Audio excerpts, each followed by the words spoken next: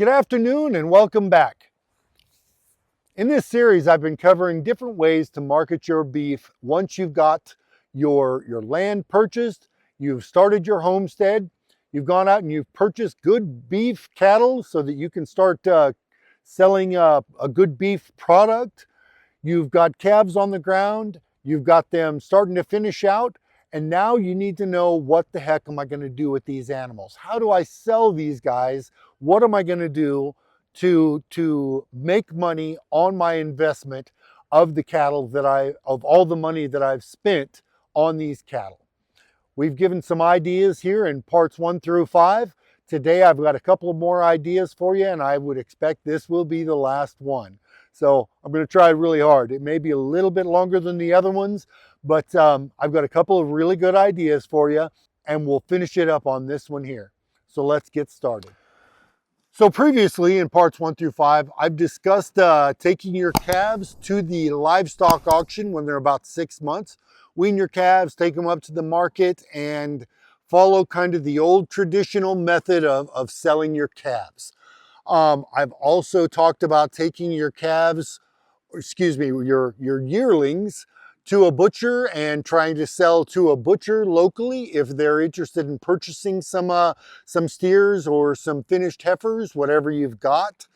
If they don't have, if they're not currently buying animals, they'll probably have a list so that you can get a hold of people who are interested in buying a whole beef or a side of beef. I've also discussed selling products individually. I've talked about selling using social media, selling a whole beef or a side of beef. I've talked about selling beef bundles. And today I've got just 2 other kind of options for you, and to finish it off and to close it up. I hope this series has been beneficial to you. If you've liked this series, please do me a favor and like, subscribe, and leave me a comment. All right, let's get started.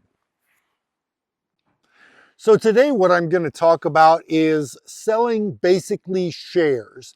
Say you have someone who doesn't have the freezer space, but they want to purchase a whole beef. So in this, they live in an apartment in town. They don't have a deep freeze. They live upstairs. They can't get a deep freeze to get upstairs to get a whole beef for their young family or whatever it may be. But they want the security of knowing they have that whole beef. So one of the options you can do is basically creating shares. Now what they'll do is they'll purchase this animal, but they're going to receive the beef products in basically bundles, and you're going to get it to them either once a month or once every 2 months or once a quarter, or whatever way that works out best for you and your client. Some people, if they do live in a small apartment, say they purchase just a side of beef, and they don't have a big freezer, they may want to come by every month and pick up a beef package. If you're going to do it this way, you need to price accordingly, because you're going to be storing the beef for them. So you've got to provide the deep freezer and that kind of thing.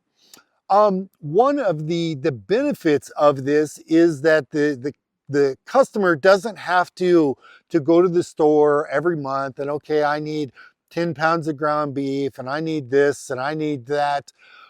In this way, what they can do is you put together a package each month that they're going to receive. They're going to get 6 steaks, they're going to get 3 roasts, they're going to get 15 pounds of ground beef or 20 pounds of ground beef, and they're going to get 2 packages of stew meat or whatever you guys have come up with.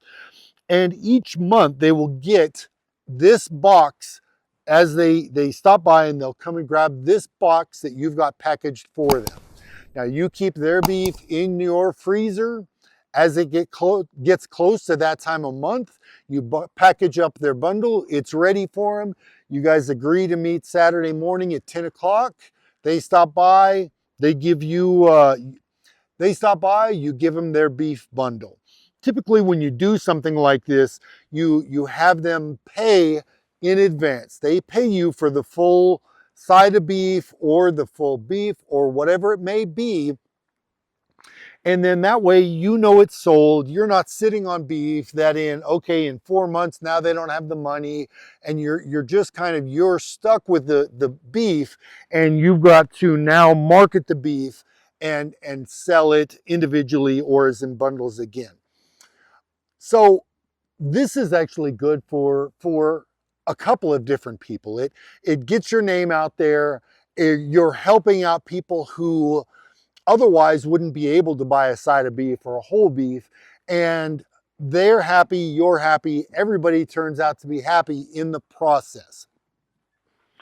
Once you put out the initial investment for the freezers, it's not going to cost you any more than it would for anything else. And if you're selling beef additionally, individually or as in beef bundles, it's not going to be any more difficult than that. You'll already have the equipment and everything necessary to do so. So it's just an idea on one other way to take care of people in your local community.